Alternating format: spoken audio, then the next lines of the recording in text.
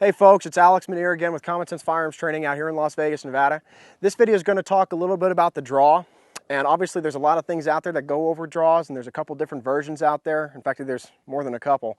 I've seen steps all the way from 2 steps up to 7. But what we're going to talk about is how we kind of take some of those step methodologies, and then after we get good with those and become proficient, we're going to start tweaking it a little bit and help kind of maximizing the effectiveness to make sure that we can go into specifically what our aspect is that we're looking for the draw, be it a speed draw, trying to get the shot out on target as fast as possible, be it close in distance combat. But the purpose of what we're talking about today is we're actually going to talk about not only the draw itself, but then how we can kind of tweak it a little bit to get those good hits on target in the shortest amount of time. Okay, so basically from holster to bang as quick as possible. So when we talk about that, we're going to kind of go over the initial steps first. The initial steps are basically the kinds of things you see throughout most of the industry, and this is a very standardized version. Okay, so what we talk about with step 1, and we're going to go through the steps, and step 1 is basically taking your support hand. In my case, I'm a right-handed shooter, so my support hand being my left. You're going to take your support hand and you're going to come up to your chest area. Now there's a couple of times that I've seen people say to kind of come up into a defensive zone. I actually tell people that it's probably a little bit better to go ahead and put it onto your chest, and you'll see why in a second when we kind of roll into it. But what happens is, as we bring it up into this chest zone, we're going to start thinking about using our other hand with reference points. Everything should be done by feel, okay? So what we're going to do is we're going to kind of think about bringing that thumb into that armpit area. So as long as I can feel it, I'm in that armpit zone. What that does is it guarantees that my hand is actually over top of the pistol in terms of the draw. Because if we just go from a kind of hands forward position straight down to the grip, what ends up happening is we don't get that particular grip that we're looking for. Remember when we talk about our grip video, we saw that we want to get a nice high tang grip, okay? We want to be really high up on it. Well, for the purpose of this draw, we want to try and make sure that we're up and above it so that when we come down, we can come down with a forward motion, kind of seating it into that particular groove. Okay, so when we do our step 1, the support hand comes up to our chest, thumb to that armpit area, comes straight down onto the grip, and we're already establishing our perfect one-handed grip right here in the holster. The other thing we're doing, still in step 1, is if you have any kind of a safety device that's in your holster, okay, you can see right now that you can hear the clicking. That's actually a locking mechanism on this holster. If I do not press this button and pull up on this, the holster won't come free. Okay, but if I press this button, then the holster starts being able to come free. With this particular holster, the way that works is as I press the button, where the finger comes out as the holster comes, as the firearm frees the holster, is the finger drops right onto the frame where it's supposed to be when we hold it anyway. So that was the design concept with this particular holster. So we're going to come up to the high end, get a good grip, depress our safety, okay? Step 2 now is literally we're going to bring it up and kind of clear that holster. All we're doing is we're clearing it, okay? And for now, we're just going to kind of go into what you need to look at. So we're just talking about clearing the holster. But we're going to address this kind of space that we've got here in just a second. Okay, step 3, we rotate the gun forward. And again, we're using the thumb as kind of a reference point. If you have your thumb down on the grip, that's fine because you're using this back knuckle as your reference. You're just kind of putting that into that same armpit area, and you rotate and cant so that you're pointed forward towards the target, okay?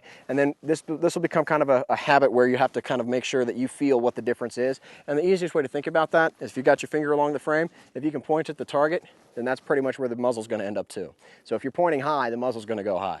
And same thing with low, okay? So just cant it forward, and that's what we're looking at for 3. 4 is we're actually beginning moving our hands together here. We're going to establish that good grip, okay? If there's a safety involved, and you're doing a two-handed shoot, this would be a good time to do it. Now that does not mean that once we come to this point back at 3 where we did the rotate, if you're doing a single engagement, you could actually decock your safety here, and in fact you could even go ahead and probably press the trigger and get shots on target depending on your distance. But the big thing you need to worry about at this point is getting those good hand grip right here, okay? And then as you press out, you're coming up into a normal shooting position, okay?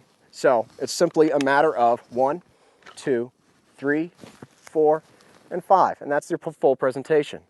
Okay, so now I want you to think about first thing, before we go further in this video, you should be able to do that. But what we're going to do now is we're going to talk about a few things that we take it a couple steps further. So for the purpose of what we're about to do, we're going to think about getting from holster to bang in as short a period of time. And we can do that by eliminating some of the steps that might not necessarily need to be in there anymore once we get the concepts of the safety procedures down. So step 1 is still the same. We're just going to bring this support hand up into the chest area, come down up onto the grip to make sure you get your good high tang grip, okay? And then what we're going to start doing now is we're going to incorporate one of the fundamentals that tends to go away when we increase our speed, and that's breathing. The way we can incorporate breathing into our process is literally by forcing ourselves to take a deep breath on step one. Just a deep breath in, inhale. And if you think about what happens, the normal physiological reaction if you're under stress is actually to do a gasp and inhale, okay? Well, what you're doing is you're flash flooding your body with oxygen and giving yourself fluid movements from here on. So by inhaling that deep breath, what you got to the hard thing that a lot of people tend to do at that point is they tend to hold their breath. Remember, all we're doing is breathing in. At that point, stop thinking about it, because your natural body reaction will be to exhale, which when we talk about breath control, that's your breath control. So by breathing in, and then it comes out on its own, and that gives you your breath control worked into the sequence of fire. Okay, so step one, deep breath in, still the same grip. What we're going to change though is on step two. As we're coming loose, we're actually going to start kind of addressing a forward momentum with the firearm itself and producing a little bit of a slide pressure against the holster. And what happens is the second it frees the holster, there's a pop. That pop gives you momentum and gives you the ability to kind of skip through the need to draw up here and rotate. Okay, so if we just pop forward, you're already beginning your motion towards the target, decreases the time. So the trick to that, of course, is that if we ended up with a low grip and you try to pull forward, you can see where the problem's going to end up. You're just going to come tumbling to the ground. So if you skip step one and don't get that perfect grip, this won't work for you. So we're going to establish some forward pressure, and then it's going to pop free, and we're going to begin our momentum and our slide forward. Now, we don't want to stop the momentum once it gets going. So what we need to do is we need to make sure that we're not going to be able to bring into here with our grip and press out. Instead, we're going to have to kind of meet and grip. So remember when we talked about we don't want to have our hand out here, what happens is the perfect place to meet is where your hands would naturally fall during a clap. So what we're going to do is we're going to kind of let that forward momentum pop it and start traveling forward. If your hand is already out here, then this becomes a problem, obviously. Okay? So by having your hand on your chest, actually against your chest, once you pop free, this second hand is almost playing catch up. And I hate to use that word because the idea is you're not trying to catch up, but you're just trying to meet the hands here, but it keeps the muzzle forward of everything as you go. Okay? Once we've got our hands together, then it's simply a matter of driving out to the target. And then where your finger comes onto the trigger is going to depend more on your firearm than it is anything else. If you're running a single action only or striker fire, then the best time to do it is after we're almost extending out and completing here. Keeping that finger pointed will actually give you a little bit more of a reference as you go forward to finalize your draw. Then you can drop it in right about here, and as you complete your extension, you fire the shot. And that means that the sights are pretty much lined up right when you finish your extension.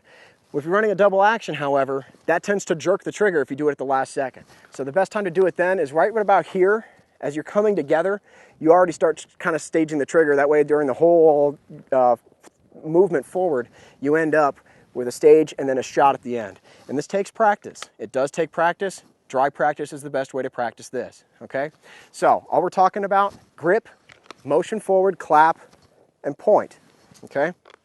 The last thing with this presentation is you don't want to drive out to it. You don't want to punch. This creates a shake at the end, and you don't want to do any of that. What you're just trying to do is land in that perfect position. If you were to, I think Ron Avery said it best, if you were to just let go right here, the gun should fall straight to the ground. So right here, and then the easiest way to think about how you address this draw is the body tends to work subconsciously in reverse. So if you start from a normal position and then just reholster it, you're actually identifying the shortest distance between those 2 points. Because most people do not reholster by coming in, canting down, and then trying to find that holster.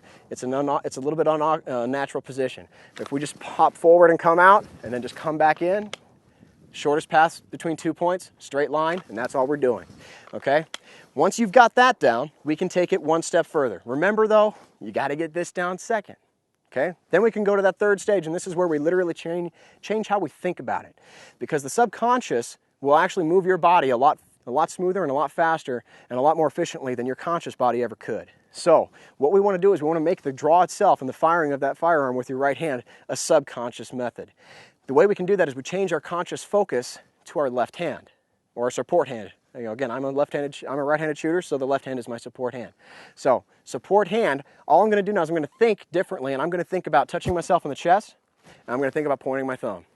So I've just taken an 8-step process, 7-step process, 6-step process, whatever it is, and I've actually dumbed it down to 2 steps, clap and point. And that's all I have to think about, because this hand then does the rest for me. So if I think about clap and point, it literally kind of jumps out of the holster for you. Now what we're gonna do is we're gonna demo all 3 of these methods for you, okay? Kind of so we can see the times. And we're just gonna do about 3 times each or so. And what we're gonna look for is kind of the time difference as we change what we think about, okay? So the first one we're gonna do is we're gonna talk about that step method, thinking of each step, 1, 2, 3, 4, 5, and we're gonna see a couple times on that.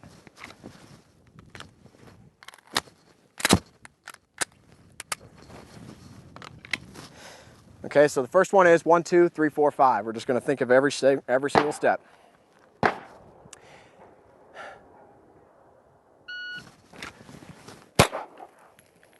1.72.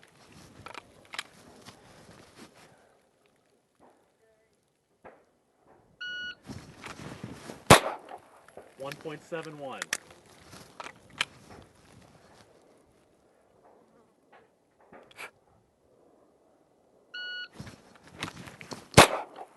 1.85.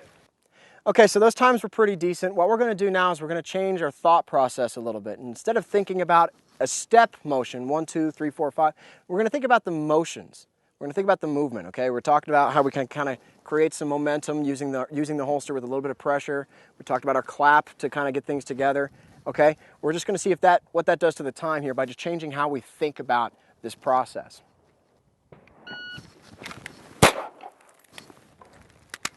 1.37.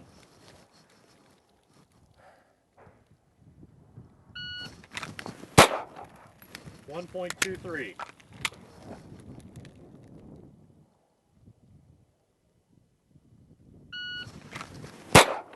1.23. Okay? So we're gonna go ahead and load up one more time here. And now what we're gonna do is we're gonna change one more aspect, okay? We talked about fluid movements now, but I'm still thinking about each movement as an individual process, okay? Grip, pop, clap, the whole bit.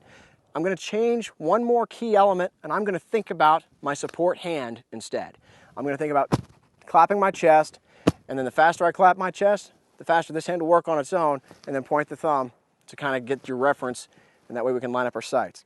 Okay, we'll see what happens to the time now.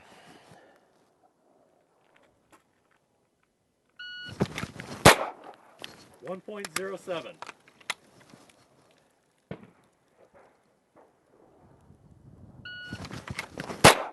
1.20. Little snag, that's all right.